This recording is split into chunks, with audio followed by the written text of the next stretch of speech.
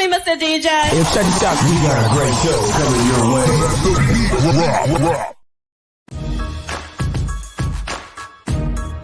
From the ECSI Sports Studios, it's the Midday Market Report with Jeff Dawson.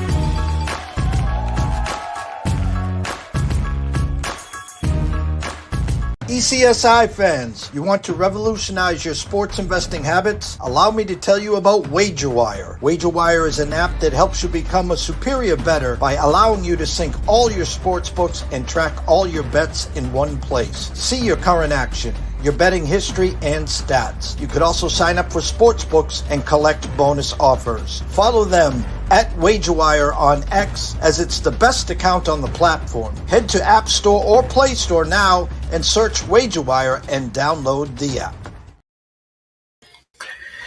Good afternoon, sports fans from all around the globe. I am the host, Jeff Dawson, East Coast Sports Investors, and this is your Midday Market Report for Tuesday, May 7th, 2024. A beautiful day on Cape Cod. Got myself in probably about 5 miles this morning on Craigville Beach. The best day of the year, it seems so far. So glad to be here. Glad to have good friend and colleague, Mr. Scotty Webb, live from Tampa to talk some baseball. And usually we do a little check-in and talk. And I skipped that today because I'm salty, no pun intended, after leaving the beach this morning. I've been barking about this for a while. I talked to Scotty last week about it. And again, it just proved my point again last night. And comically, we were both on the same side. ECSI VIP start the week 0-1 on a nice 16-6-1 run. The NHL unders have been doing great for us. We'll get into that later today at 4:30 with Riley Magnuson and the closing bell. But first, shout out to our proud sponsor and partnership, WagerWire. If you have not done it, head on over to Google Play, Action, wherever you download the apps. It's free. Logo in the top right corner. Zach, Travis, the rest of the team will take great care of you. We used some of the charts yesterday with Andrew McGinnis. It's a great tool to have. You can head on over to wagerwire.com/graphs and start to create your own tickets and see what the actual value is on this. So without further ado, the co-star of this show, Mr. Scotty Webb. What's up, sir? Hey, man. You know, it's a beautiful, hot day in Florida. Just walked the dogs. So they didn't want to be out there in the heat. They said, hey, I got to go. And they came running right back in. So, you know, I'm like, oh, it's all good. I'm ready to get on the show then. I talked to you last week. I wrote you a little mini novel today. I was born at night, Scotty, not last night, okay? And I know you keep preaching to me, these are the elite of the elite of the elite athletes. I get all that. I do. But there's elite pitchers and there's 30, 35, $40 million hitters. You cannot tell me, and I'll start with last night. Can you give me the name of the starter for the Twins last night? His name's Wood Richardson. Okay, Wood Richardson. Can you give me his profile, his makeup, what he's all about? Well, he's been pretty good this year. He's made I think 4 starts now, and he's only had 1 bad start. Every other start's been good. He's got a decent fastball. He doesn't walk anybody. He makes you earn your hits, earn your on bases. I thought, you know, watching the game last night, you know, I was on the same side you were on. I thought he pitched really well. Now, I will also say that I think that I'm going to get into this in a little bit but I think Seattle played right into him, meaning that they didn't make any adjustments at the plate. And especially at the beginning, we whipped right through the first 9 guys. He was getting them out with a fastball that was up out of the zone. It wasn't in the zone, and they couldn't lay off of it. But that's where managers and coaches and things like that get into play. And I'm going to say this because I think it's time that the evaluations of what these managers do has to start becoming part of your handicap. Meaning that I think Scott Service gets out coached and out managed almost every game that he's out there. And I think that also helps with sequencing of events. So if you watched that game, which I'm sure you did, I watched every minute of it. It's a boring game to watch. But when you watch what happened with Minnesota, right? One, I don't remember who it was, but somebody got a double, and they Korea had two doubles. There was an error, then a double. That's how they scored their first run. My point is, and I'm not going to interrupt because this stage is yours here. My point is simple. We're always trying to find where the edge, where the value is. And in a pitching matchup like this, and it wasn't the first one this year. This has had to be the 6th, 7th, or 8th one. And if you just look at the numbers, there was a clear-cut pitching edge in the first 5.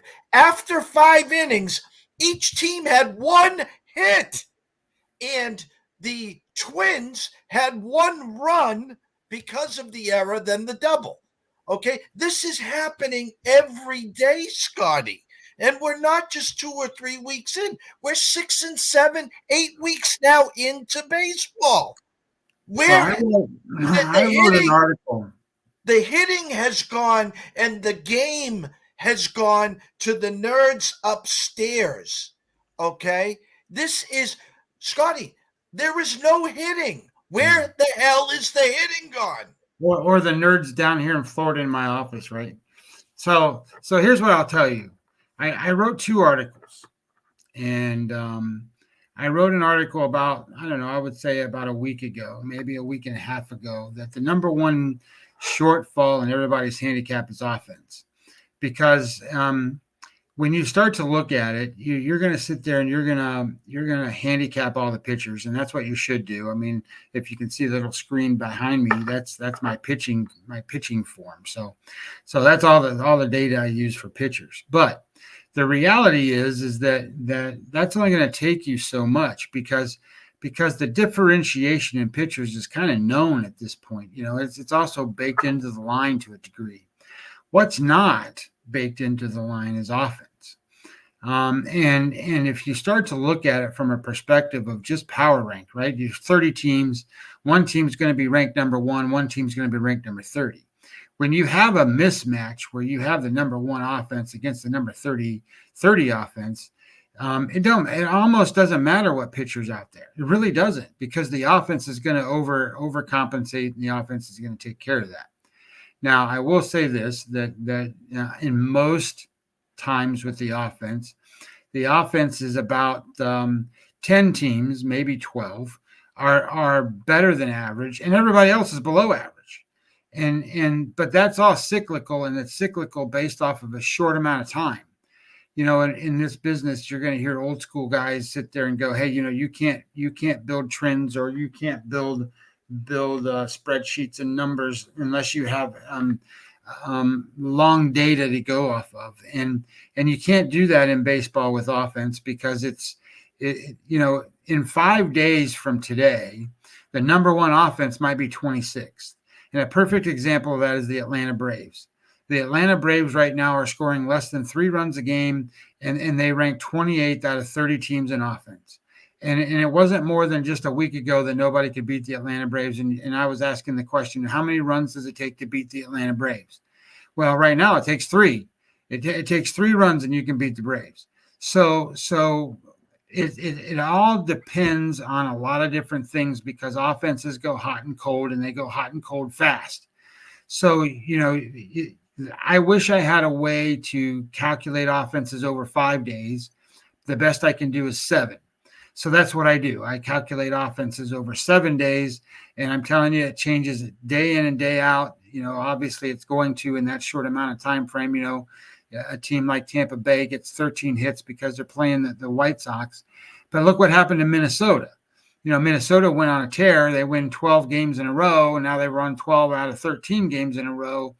And that all started with sweeping the White Sox, and then they played them again. So they got to fatten up on that pitching. Of course, St. Louis didn't do the same thing. So each team in offense is gonna change. But to answer your question about hitting, I don't. The best way I can say this, Jeff, and you're gonna, and I've heard the argument, and I wrote an article on it yesterday. I'll attach both articles to our thing in the comment section here, so that people can see them if they want to read them. But I wrote an article yesterday about pitching, and I wrote an article about hitting, and it's kind of combined together. And you made a comment to me about, well, these guys aren't Pedro out here, and this isn't Maddox out here, and this isn't Glavine out here, and so forth. But here's what I'm going to tell you. Those guys in today's world, if you drop them into today's baseball world, they're going to get hit, and they're going to get hit hard. The Major League Baseball players of today are so much more physically better than those guys of that era 15 years ago, 10 years ago, 20 years ago. And I'm not talking 50 years ago. I'm just talking 10, 20 years ago with your Pedro guys. Right. So the worst part is I went back and I actually looked up Pedro's numbers, and I tried to calculate some things, and I tried to get as best information as I could. And there were times when he hit 95. There's times when he hit 98. But there's no data that I can pull that shows the movement on the pitches. There's no data that I could, because they weren't tracking any of that stuff back then. And to be honest, there's not really a lot of data on his velocity to show you that either. That started in 2007, and Pedro more than most people do. In 2007, he was at the end of his career. And 2007, 2008, 2009, his average fastball was 88 miles an hour, Jeff. That's what it was. His curveball was whatever it was, and there's no movement, and he's getting hit. But if you look back, and the average fastball 15 years ago, because I put it in, the average fastball was 90. Now, if you want to throw a 90 mile an hour fastball today, you're going to get killed. Here's one thing that, think about it from a different level. If you're a high school pitcher, a high school kid, and you're trying to get a college scholarship, you better throw 95, 93 miles an hour, or they're not going to look at you. That's just the way it is. There are more Tommy John surgeries for high school kids and college kids than there are for professional baseball players. I don't know if you know that, but that's the truth. So when it comes to what the hitters are trying to deal with, they're trying to deal with the absolute best pitching that has ever been pitched in Major League Baseball. There is no question about it. The average fastball today, the average fastball is 95 miles an hour. That's the average fastball. We have balls that are being thrown over 100 miles an hour at a rate that's never been seen before. And the Miller kid out in Oakland throws balls at 103 to 105. Do you know what the batting average is on 103 to 105 mile an hour batting? It's less than 50, 0.50. It's less than that. You can't hit that pitch because in the time that I blink my eye, you have to be able to decide to hit the pitch that's being thrown to you. That's the amount of time you have to make that decision. The other problem with it is that when you go to swing, and this is what people don't get, when a batter goes to swing at the ball, it's a memory cycle in his head. It's not actually seeing the ball hit the bat. It's impossible. Because you can't. You can watch it, but you're not going to see it. So your brain says the ball's going to be here. Okay. So you swing to hit the ball where you think it's going to be. The problem, Jeff, is that in today's world, and I put it in the article, Zach Wheeler, he was pitching yesterday, so I pulled his numbers. Do you know the run on the horizontal run he gets is 18 inches on average. 18 inches. The home plate is 17. People don't realize that the ball moves that much. So when you're going to go swing a bat at a ball that you think is going to be in a location and it's not there, well, then it's not there. That is what it is. So the batting average that's 239 is the reason that it's 239 is because of the way the pitchers are. So what's happened is offense has changed. It's not the same game anymore. I always tell you it takes 2.2 hits to score one run. Okay, well, you can't get 2.2 hits in one inning, so you got to have 3. Who's going to string together 3 hits anymore off of these guys? It doesn't matter who it is, who's out on the mound hardly. You can't do that. So what they do is they work on launch angle and swing plane, and they try to do as much damage as they can with every ball that they can get a hold of. Watch them swing. They don't swing like Tony Gwynn. They don't have a smooth, silky, just let me put the ball in play, hit it to the backside and try to get a base hit type swing. Rod Carew, right? They don't do any of that stuff anymore. They have violent swings. I think they're going to pull their back out half the time they swing the bat. And then people go, well, Babe Ruth could hit these guys and Hank Aaron. No, they can't. No, they can't. You could drop those guys in, and those guys in today's world would go out there and strike out just like everybody else does. Can you imagine somebody that took a 40-ounce bat out there to try to hit these guys? It's impossible. So the game has changed to a point of walks are very important to an offense. If you can walk and get on base, now you don't need 3 hits, you need 2. And if you can steal second base, which is a good thing for Major League Baseball to have incorporated the rules kind of the way they have, then you only need 1 because you can drive that guy in. So offense is a lot different than what it used to be. You don't need a batting average. What you need to look at are 2 things. You need to look at the WOBA number. It's the weighted on base average. Weighted on base average takes into effect everything that a hitter does and accumulates the data correctly. So a double counts as more than a single. A triple counts as more than a single does. And then when you look at the other part of it, it's ISO. So isolated power. Isolated power is another way to grade offense. And today you can look at teams that are out there, and if you grade them by the isolated power, you're going to see offenses that are really what's getting done of what they're trying to do. I saw that game yesterday with that Minnesota team, and I thought Minnesota was more efficient on what they were doing at the plate, and Seattle was just trying to hit the ball. They didn't have a plan. And because of that, you run into a sequencing of events that create whether you get runs or whether you don't, right? So Seattle got bases loaded, nobody out. The next guy comes up, he strikes out. The next guy hits a sacrifice fly, gets the guy in from third base. But now you got 2 outs, guys on first and second. Next guy makes an out. They scored 1 run, but they had bases loaded, nobody out. So it's the guy that struck out that cost them that inning. If that guy hits a fly ball or a ground ball, say he hits a ground ball to the second baseman, but the second baseman can only throw it to first to get the guy out. Well, now you get guys on second and third. Then the next sacrifice fly goes out and they score 2 runs. So the sequencing of events, I think that is led directly by the guy who manages the team. So offense is not the same as it used to be. And the players are extremely good at what they do. They just are. But the pitching, there is no question the pitching is the best it's ever been. Well, like I said, I'm not here to argue. I love you to death. You and I have been working together for a long, long time. And I do things differently by reading the market. You do things differently with the Webb odds. You create your own numbers. You're a numbers guy like me.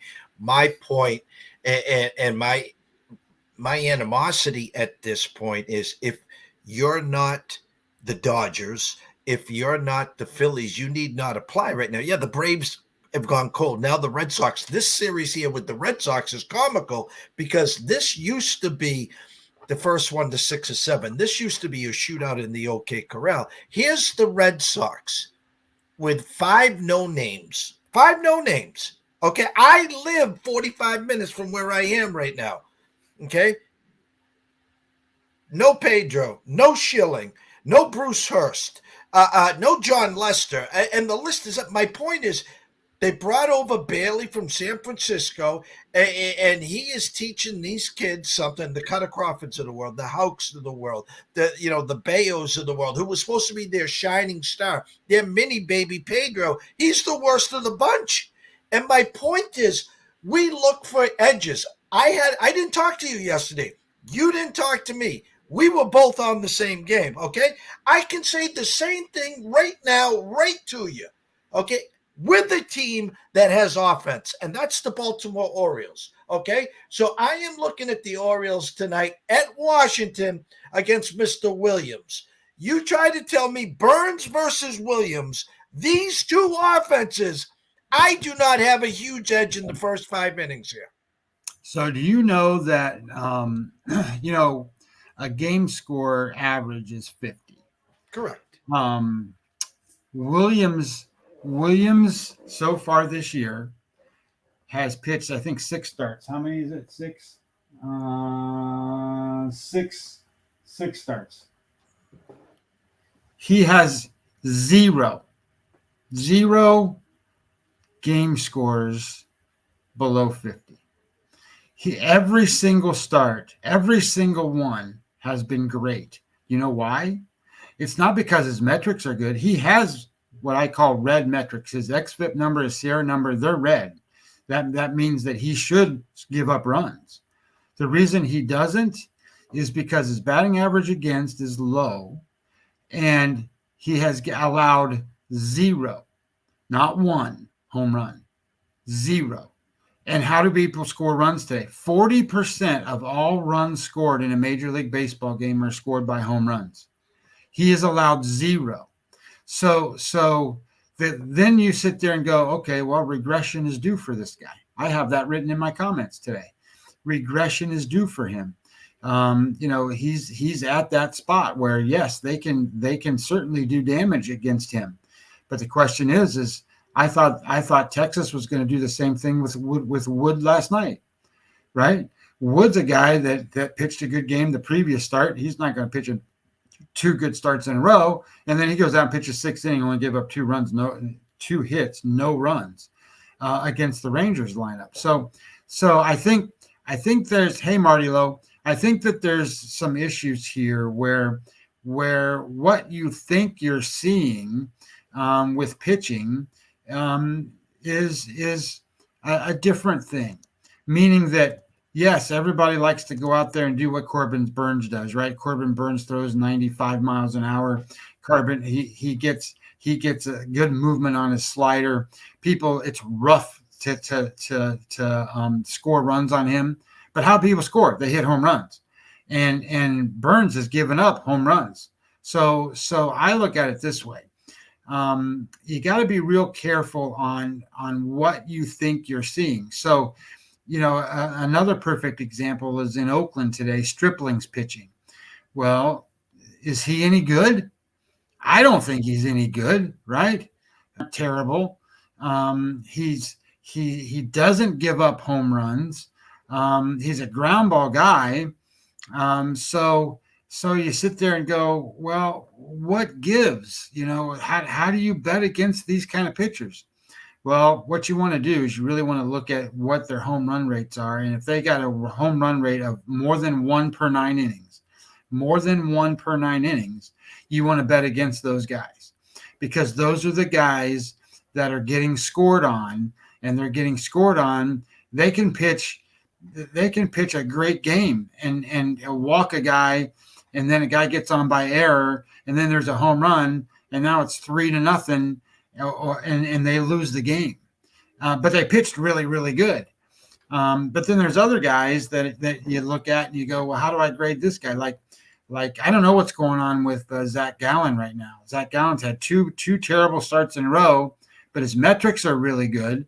You know, his xFIP, his Sierra number, they're really, really good. So he's supposed to pitch well, but he's been getting hit a little bit. He doesn't necessarily give up a big long balls, but it's over one. But he's facing Cincinnati, right? Cincinnati's got the 29th ranked offense in baseball right now. And Frankie Montas is pitching for Cincinnati, and he's just coming off the disabled list. And prior to that, Jeff, he was terrible. He couldn't strike anybody out. He walked guys at a rate of over 6 per 9 innings, and he gave up 2 long balls per 9 innings. I think this is a good spot for Arizona today. And again, I'm not here to create argument. I'm here. I think you and I do an amazing job with the serve and volley and the banter back and forth, and your thought process and your explanation throughout since opening day has been about the pitching. And I think I'm just talking out loud here, Scotty, that these batters have to be accountable. You know, look at the Bo Bichette's of the world, the Judges of the world. I mean, if your name isn't Ohtani, Mookie Betts, or Freeman, you need not apply right now. And these guys, again, you talk about adjustments. And I think a couple of years ago, launch ankle, home run. I get that. The game has changed. I'm looking at Coors Field today, and the under-over is a flat 10. Okay, what are they throwing in there? The weighted ball? You know, you try to tell Amunga for the Cubs has been lights out, dynamic. He's pitching today against San Diego. Yamamoto, other than that start in Japan, lights out. He's been fabulous. You want another dirtbag?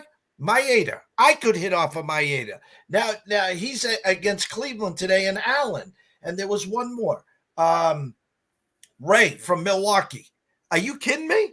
You know, so my point is, everyone can run to the window when Patrick Corbin's pitching, when Manoah's pitching. Run to the window. It's a slot machine. I get that.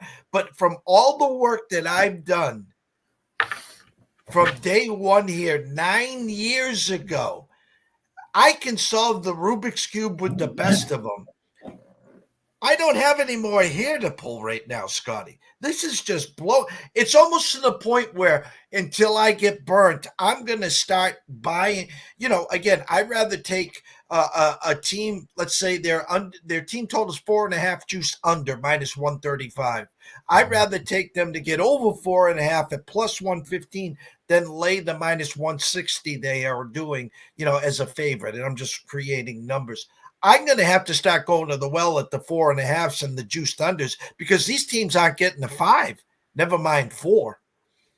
Yeah, what is it that I think the Seattle Mariners starters for like 21 straight games have allowed less than 3 runs. Yeah. Now they're good starters, so don't get me wrong. They're good pitchers. But I will tell you that I think the trick here and the key is you got to look at home runs per 9 innings that the pitchers give up. And that's how offenses score runs today. 40% of the runs are scored that way. And if you got a guy that's over the 1, that means he's, you know, worse than 50% of the league. That means that you're going to get runs because you're going to get home runs. And I've got 1, 2, 3, 4, 5, 6, 7, 8, 9, 10, 11, 12, 13. You know, half the guys are that way today. So if you really want to pick on where the guys are going to give up the runs, you go there. And then the higher that number, because there's a couple guys. There's that's Montas at 2.35, and that is Priester from at 2.76. Soroka at 2.0. Those guys are going to get hit, and they might not give up. Let's put it this way: if Soroka pitches 5 innings, Jeff, he might give up 6 hits today. But if he gives up 2 or 3 home runs, they're going to get beat, 7-1, and that's what you're looking for. You're looking for what kind of a hit are they giving up these days? Not that they're giving up hits. And what makes it worse for guys like that is, especially for Soroka, for example, he puts guys on base. So if you're going to walk them, and then you're going to give up the home run. That makes it terrible for a pitcher. So I think that is kind of this Rubik's Cube kind of look. And if you follow that sort of cycle, I think that you're going to do better. And I understand what you're saying. Look, baseball's not the same anymore.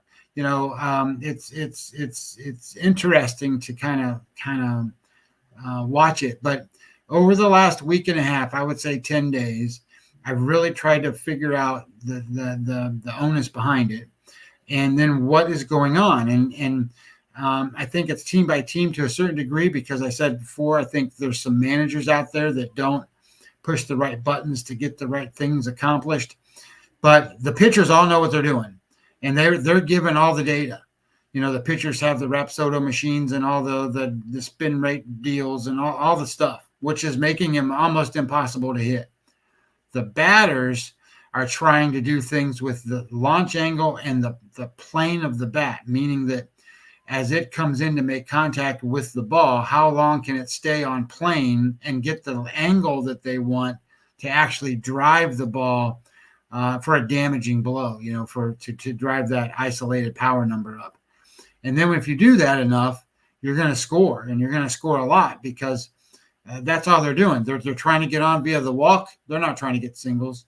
They're trying to get on via the walk, which counts as like a single. Then they're trying to steal second base, and then they're trying to drive them in from second. And that's how baseball is.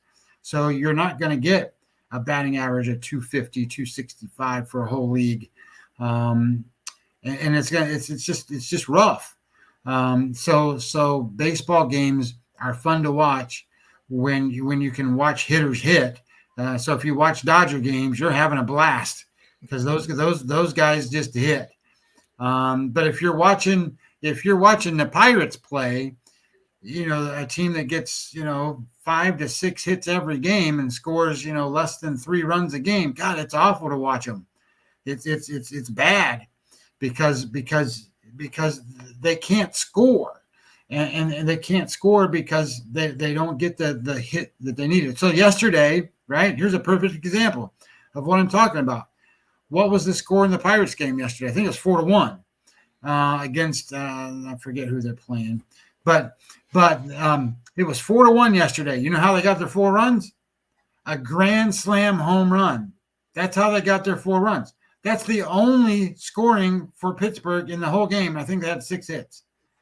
That was it. 4-1 was the final score of that game. So if you're not following what pitcher allows home runs, I think that you're going to lose. We've been going for 35 minutes. I want to give you the stage to talk about a couple games, a couple angles that you might have. For people that just tuning in, you get a lot of this information for free, right? On Fangraphs as well, Scott? Yeah, Fangraphs is where I get a lot of my stuff, and if you go to Fangraphs and you go to they have a section at the top that's called Leaders, and you can do it through either pitching or you can do it through batting, and where I'm getting a lot of the pitching information, like the home runs per 9 innings, I'm getting it from Fangraphs, and I'm getting it on the Leaders section, and then looking at it, by team. So when I'm doing my spreadsheets, I don't have to go look through a whole bunch of people. I can break it down by the team and get the information. So that's where I get that information. I think there's some other good components out there. So a pitcher you can look at like his last 30 days at what his ex-WOBA number is. So based on the way he's pitching, you can get a number that says, hey, he should be getting hit at this rate, or whatever that rate is, whether it's good or bad. And I get that number from Pitcher List. And that's good information, because if a pitcher's supposed to be getting hit and he gives up home runs, and you can match that up to, say, a hard hit rate that's over the number, he's going to get hit. And especially if he has not had good success against the team that's he's facing today. A lot. You can go look at batter to pitcher information. And, oh, this guy's seen him like 13 times. Oh, well, look, he's got 17 hits against him in 13 plate appearances. Oh, that's pretty good. So you can see a lot of different things that way, and then start mapping out sort of an understanding of how the game's going to go. But Fangraphs is where I get a lot of that from. I don't do a lot from Baseball Savant. I certainly don't do a lot of things that come from there, because a lot of that stuff is really super projection based, but it's based off of exit velocity of the bat and the ball.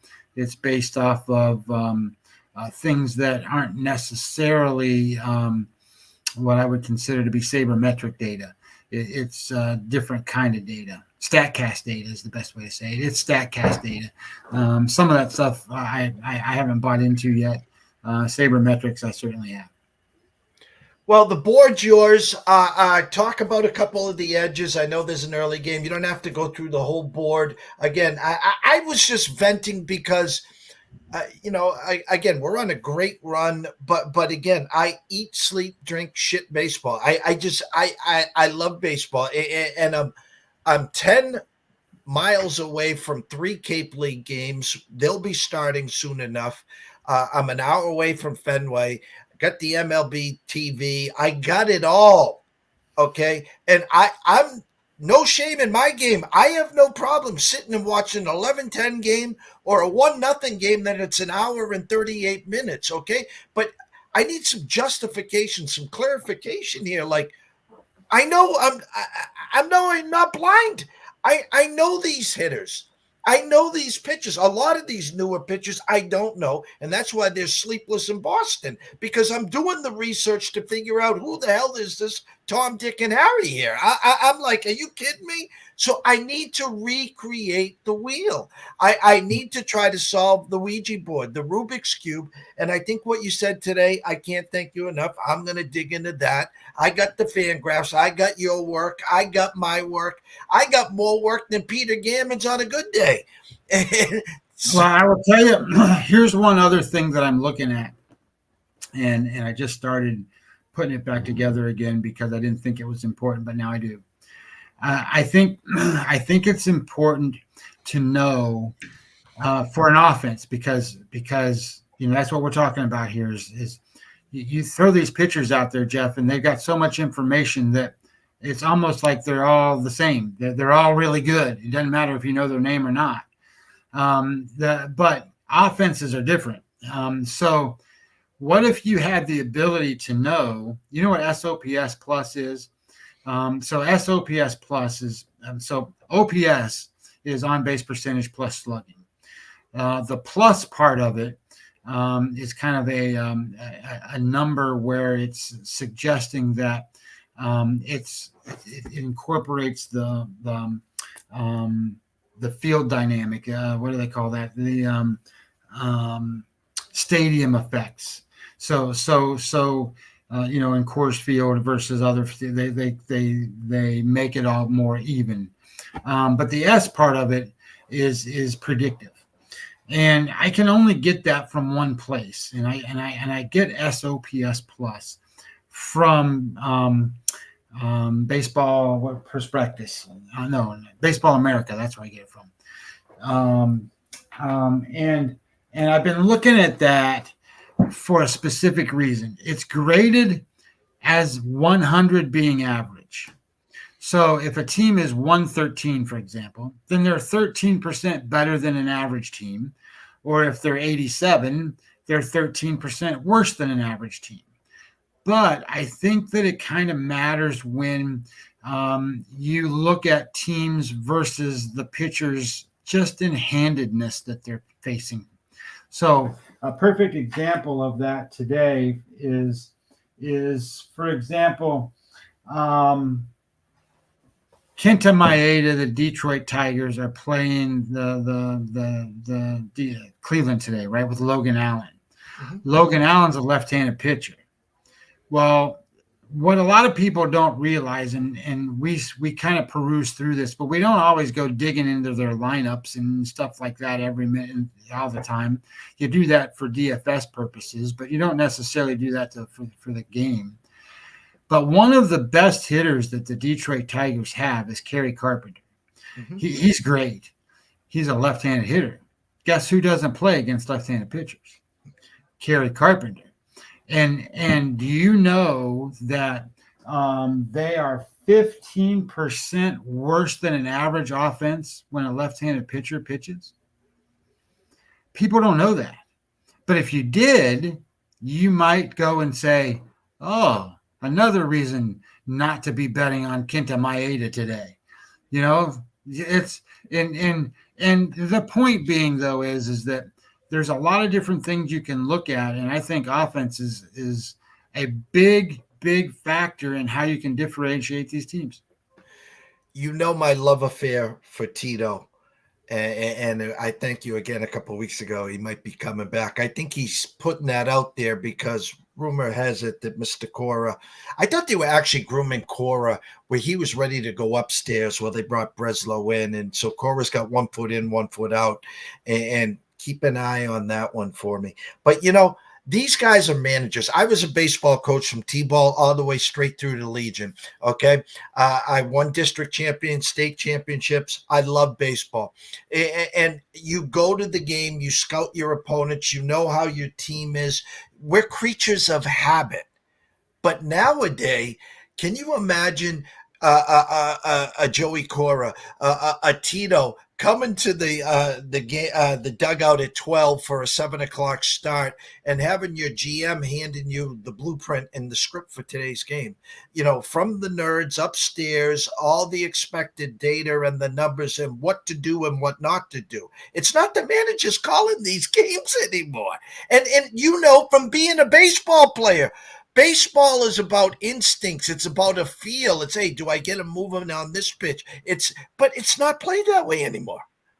Yeah, I think that I was having this conversation with my wife the other day about, you know, she works for the Pirates now, so she has interest in some of this stuff. So we were talking about what a general manager does and how that relationship works. And I think that, you know, your on-field manager, you know, handles the day-to-day stuff of the players and handles the you know, the little spats and stuff they have in the locker room and make sure they all get along and keeps those guys focused on what they need to do to improve and that kind of stuff. But I will also say that if they don't work hand in hand with the general manager, because the general manager is the one who has the script. The general manager says, I put these players together to play baseball this way. I want you to manage this team this way so that they are the most effective group of guys to attack the game at a certain way. And if they don't see eye to eye, then it's very easy to have that all messed up. And especially if one of them, usually in this case these days, the general managers being way more report based and number specific and sabermetric and all that stuff than what the player manager is. If they're not on the same page that way, it's a train wreck. Look at the Miami Marlins. It's a train wreck. The guy on the field has no. I would say he has no relationship at all with the general manager. They don't probably even talk to each other, and it shows on the field. I mean, it's just bad. So whatever they're trying to get accomplished, it's almost impossible if they don't work together that way. And what you're saying is correct in a sense that, you know, it used to be that you know, a manager would go out and he would set the lineups up and do all that stuff. Well, they don't all do that anymore. Sometimes they're handed the lineup and said, this is what you're going to run today, based on, you know, who's pitching and what's going on and all that stuff. But, you know, it is what it is. I'm going to give you the stage for a few minutes. I'm going to put you front and center, break down a couple games, and then I'll be back in a few. I don't, I guess we can start with the first game of the day. It's not the greatest game of the day, but if you want to bet and get some action on, I might. This is the Texas Rangers today, and they're playing against Oakland. They won a game last night that they probably shouldn't have won. It was a competitive game. It was 2-0. Corey Seager hits a home run in the 8th inning to put them up 3-2. They scored one more in the 9th, and it was 4-2. So they won the game, but maybe they shouldn't have won the game just because they were outplayed up to that point, even though it was just 2-0. But today you got a weird thing going on. Texas has had some injuries with their pitchers, and they have a spot starter going today. Richard Urania is going to pitch, and Urania is oh my God, you gotta hang on because he's all over the place. Now he throws real hard, and he does walk guys. He gets good strikeouts, but he's got decent metrics today. His numbers today are kind of average. 3.90 xFIP, 4.04 Sierra. But where I'm kind of going with this one is they're facing Oakland. Oakland's going to throw Stripling, and I kind of mentioned his name before. Stripling's last time he went out, he threw a game score 69. 50's average. 60 is what aces will average. At the end of the season, the best pitchers in baseball will average a 60. Those are really good starts. He threw a 69, so that was a great start for him. It's the best start he's thrown for the season. The last time he threw a really good start was the second start. He threw a 63. His next start was a 32. Well, this is sort of what you want to expect from a guy that's not normally going to be in that level of pitching performance. He's facing the Texas Rangers today. The Texas Rangers have hit him pretty good in the past. They've got an xWOB of 340, and average is about 325, 330. So it's a little above that. He hasn't had good success there. He's got low strikeouts, so balls are going to be put in play. Now, what he's done well, and we talked about this at length for a second, he hasn't given up many home runs. But this is one of those spots where, Texas didn't hit yesterday, so maybe they hit today, and they've got a pitcher that they like. And it's one of those situations, too, where because it's Urania on the mound, you only got to pay, I think the number is 119. Texas is minus 119 on the road against Oakland today. There now, Oakland's a 500 team right now, but they won't be. They're not going to stay there the whole season. They're going to fall. And Texas is a playoff team. They won the World Series. They're world champs, right? So they're a much, much better team. And you can get them today at minus 119. The other situational edges here is that Oakland is minus 6% against average to a right-handed pitcher, where this is a good spot for Texas because they're 12% better than average against a right-handed pitcher. So they got lefties that can hit righties is what it basically comes down to, and their righties hit righties pretty good. So I like this matchup. I think it's a good matchup for Texas. And I think the price is good. So I think that you're not paying an arm and a leg to get him. You're going to have to hold your nose to watch him pitch. But I think that, you're going to have to try to get there and hope for the offense to come into play there. Some of the other matchups that I thought were interesting today is that Cleveland game. I can't bet on them, even though it's Maeda. Look, everybody went and lost a whole bunch of money on Maeda two weeks in a row. He pitched real bad for two games, and when he's bad, he's like horrible bad. I said average game score is a 50.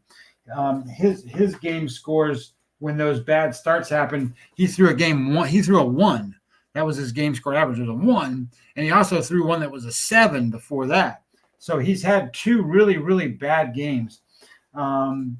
But after that, he threw that 1. Everybody was like, you know what? He can't pitch anymore. We're going to bet against him. Well, he went through a 62. That's pretty good. And then yesterday, or the last time out, he threw a 61, which is pretty good. So he's regression ripe. He's ready to get back to what, a 50, an average type score, which then puts Cleveland in play here a little bit. Cleveland has hit him in the past. His number is 353 on the xWOBA against Cleveland. But he's one of those guys, and he's given up the home run. I mean, 1.78 home runs. So this gives Cleveland a chance to score some runs. Excuse me. The problem is that Cleveland is throwing Logan Allen. Now, Logan Allen's made 7 starts, and he has had only one start that's been above game score 50, one above a 50. Everything else has been below a 45.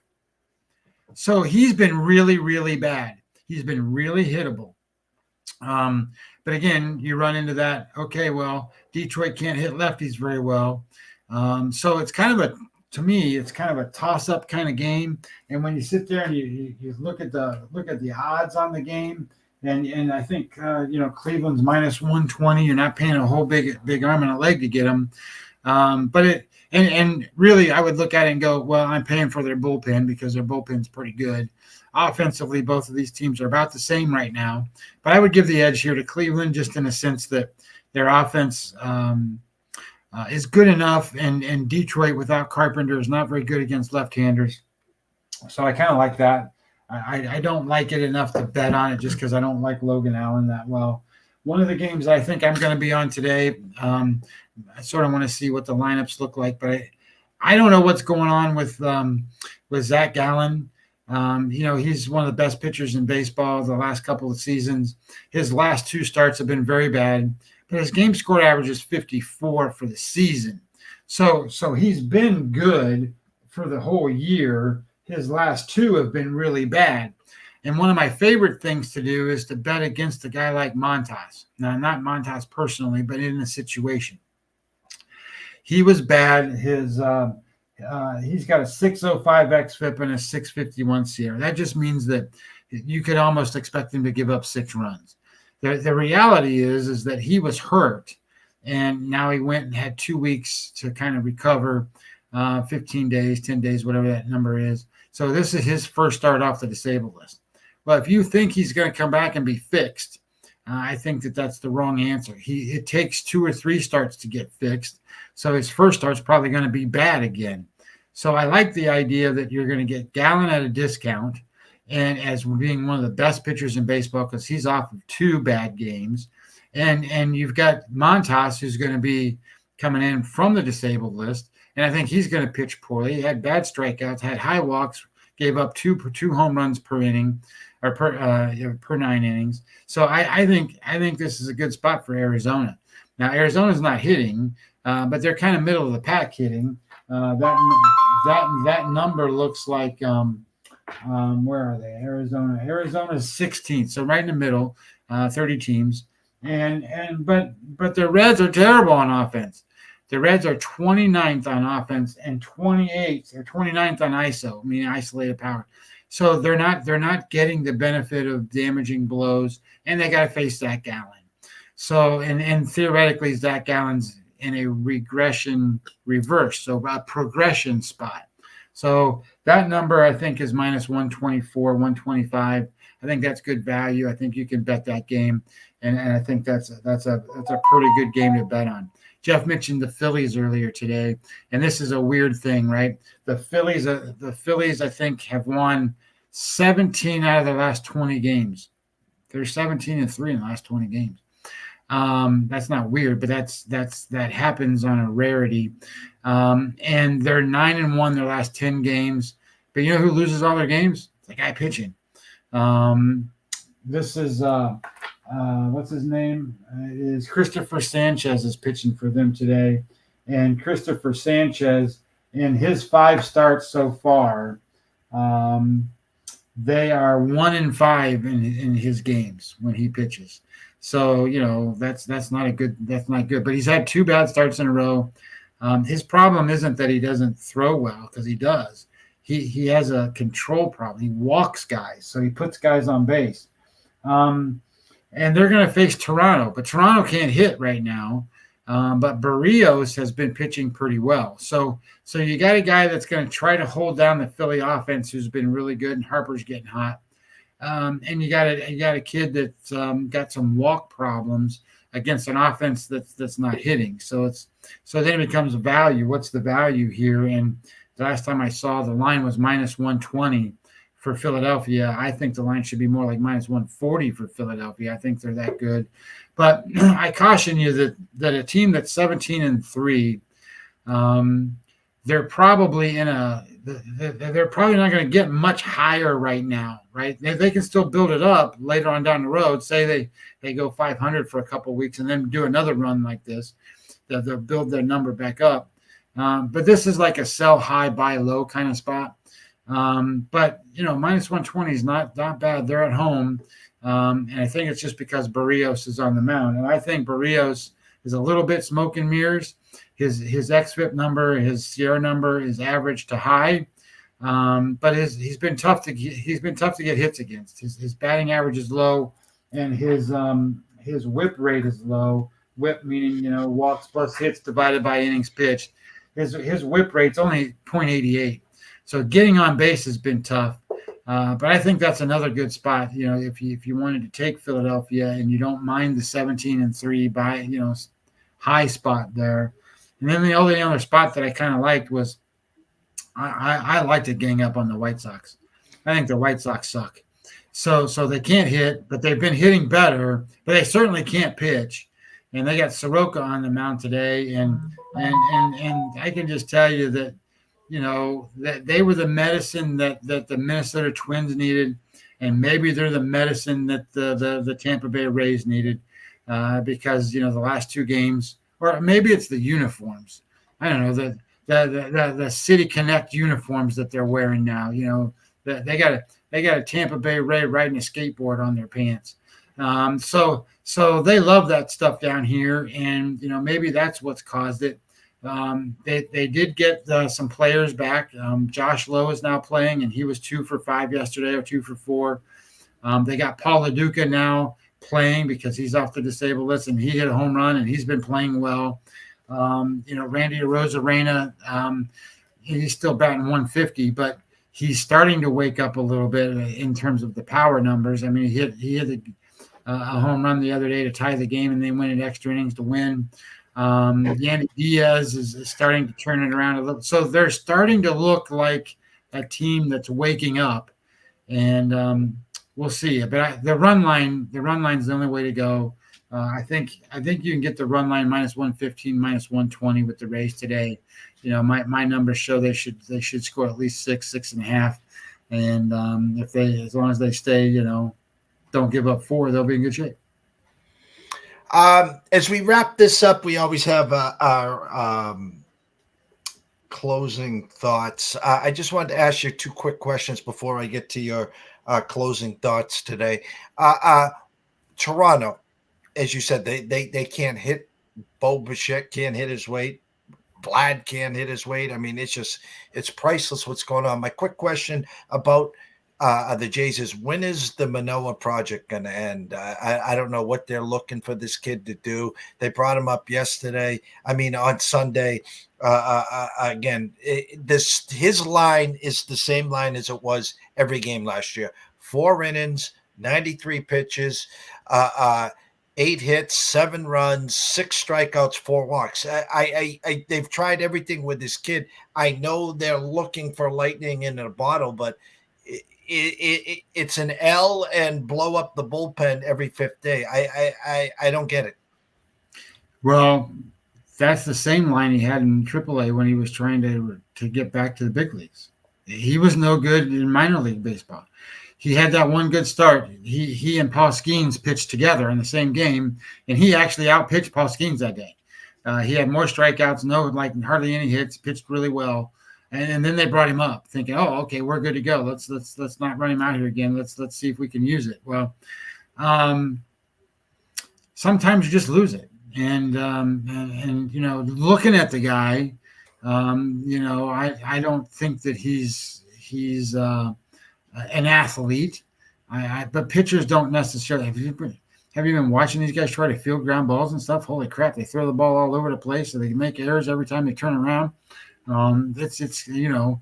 Justin Steele just came off the disabled list, and how he got there was he fielded a little chopper and he ran to go get it to throw it out and then busted his hamstring. So I mean, these guys are terrible athletes, the pitchers. But I will say that I'm going to be. It's possible that the Toronto Blue Jays are the worst team in the American League East, and it's possible that based on what they have put together, they blow it up. It's possible that they trade away a lot of this stuff and see what they can get for some of these things. I mean, they might as well see what they got in Manoah, let him go a month and see, okay, well, you can pitch or you can't because we're going to blow it up anyway. See what they can get for guys like Barrios, right? And see, Gosman's been bad, so they don't have any. This Titleman kid that they thought was going to come up and be really good, he's going to have Tommy John, so he's out for a while. So they're prolonged back, and Bo Bichette, I don't know what's going on with him. He used to be the hit leader in the Major League Baseball. Now he can't hit at all. So you got him, and then you got Vladimir Guerrero Jr., who's supposed to be an MVP, who was it PVM? If you did it backwards, maybe that's what he is, a PVM, because he might not start on some teams. You know what I mean? Like you put him on certain teams, and where's he going to play? DH? Well, they don't want a DH that can't hit. Well, maybe they do. Stanton can't hit either, so he's a Yankee. But whatever. So, maybe I think that you have guys like that Toronto team. They might run him out there. I don't know who else they got that's going to throw out there to pitch. I mean, sure, they got somebody in the minor leagues they can call up to do that job. But you might as well see what you got. I mean, if you think that your progression with him has been good. And then you say, okay, well, his first couple of innings weren't too bad. He got bombed in the fourth or fifth inning, whatever it was. So maybe he fights through it. Maybe he finds a way, and maybe he becomes a building piece that you can have. But I think Toronto becomes a seller, to be honest. And I wouldn't have thought that at the beginning. And I think that they've got pieces that people want. And he's, you talked about Manoah and his look. We go back to the David Wells, the Bertella, the Colognes, and again, pork chops. And Manoah, a couple of years back, had that flash. He had that great rookie season, first half with Gilbert and a few others. Toronto has endless money. Okay, the thought of blowing it up, I like that idea because don't forget. Do you remember someone supposedly on a jet airplane on their way to Toronto? And my point is, we're talking Yankees and Mets on the Soto sweepstakes. I do not count out this Toronto team where again, they could be sellers at the All-Star break. They could get rid of some pieces and then, in a blink of an eye, they can write checks with the Dodgers if they wanted to. And they could add Soto to, maybe they move to Bichette, maybe they move to Vlad. My point is you can rebuild this thing real quick with the bankroll that the Toronto Blue Jays have. Yeah, I just started thinking about that like 2 days ago. Like, what are they going to do? If they finish last, if they're the worst team, then I think that that ownership group and that general manager will make changes because I don't think they're afraid. I think that that's a team that'll go and say, this isn't working. These guys aren't the championship caliber kind of group we thought they'd be. So let's shake this up and try to bring in some other guys that might be. And your thoughts around Soto are valid. I mean, you got to have a building piece and look at what he's doing for the Yankees. Holy crap. He is the Yankees. I mean, that's what he is. So if without him, I don't, the Yankees aren't, 23 and whatever they are without Soto. And lastly, listen, because I've done now 2 years now with the college baseball show with Matt Grissom and Quentin Mills, 2:30 on Fridays here. I've been watching a lot more of college baseball and getting an inside scoop on the Paul Skeens of the world, the Hagen Smiths this year, the Brett Louders of the world. Pittsburgh already got a young stud up there that's been absolutely lights out, and everyone's awaiting for Paul Skeens, who's been just crushing it down there. Again, rumor has it he's pitching again this weekend down in AAA. There's just this much of me. They're holding him back. And I'm going to say it this way, and you're going to look at me like a deer in a headlight, that what he's doing in AAA is not, I said not, going to initially translate up in the bigs. Tell me I'm a horse's ass. Well, here's what I think people don't realize is in AA, when these guys are throwing, and he's pitched mostly AA, he hasn't pitched mostly AAA. Pitched mostly AA. Those guys are throwing 3-4 innings. That's it. Their starts are 3-4 innings, and then they're out. So if you want Paul Skeens to have a fair shot in Major League Baseball and be able to throw 100 pitches and go 6 innings, then he's got to build that up because he's not getting it in AA. So the move to AAA, I think, is where that changes. They try to win in AAA. They're developing their talent, but they are trying to win.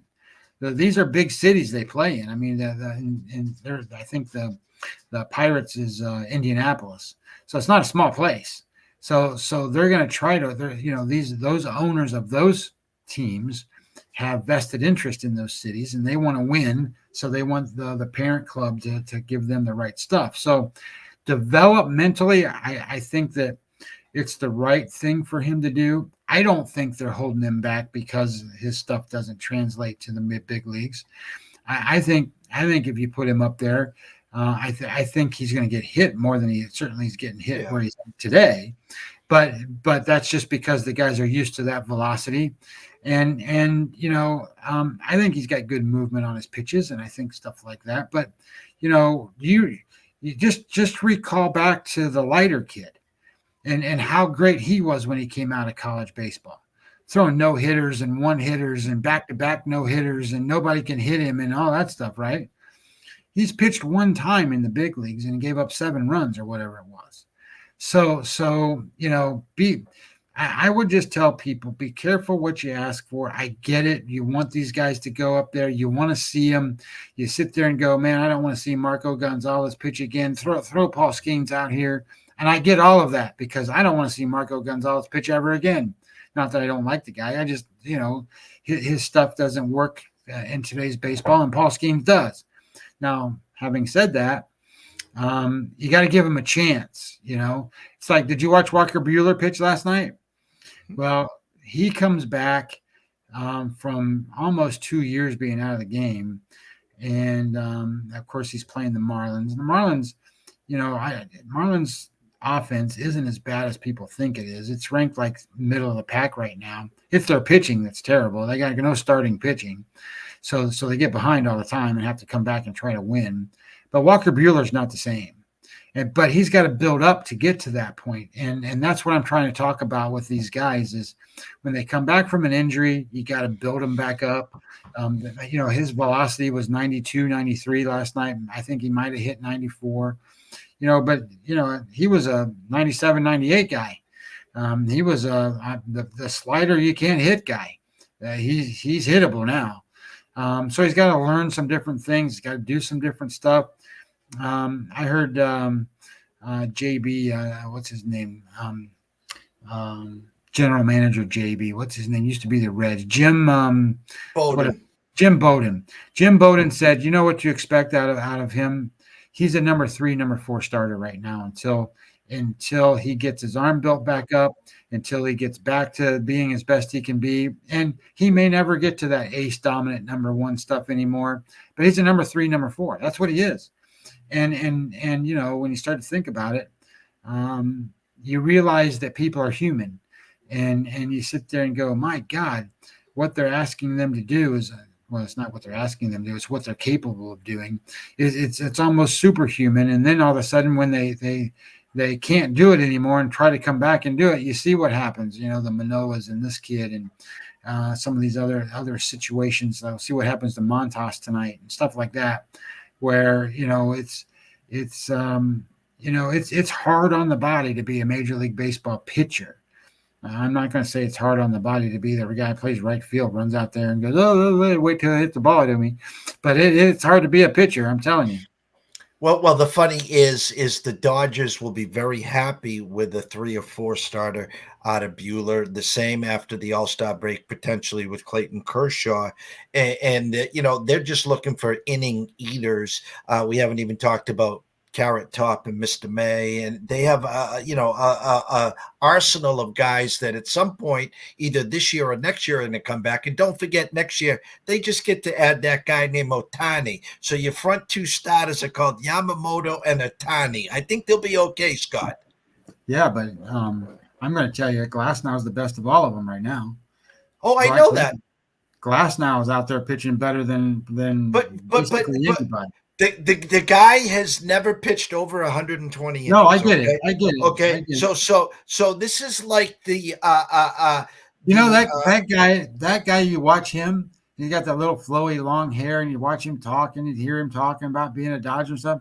God, he fits in with that team. He's like a surfer. He's like a surfer dude out there.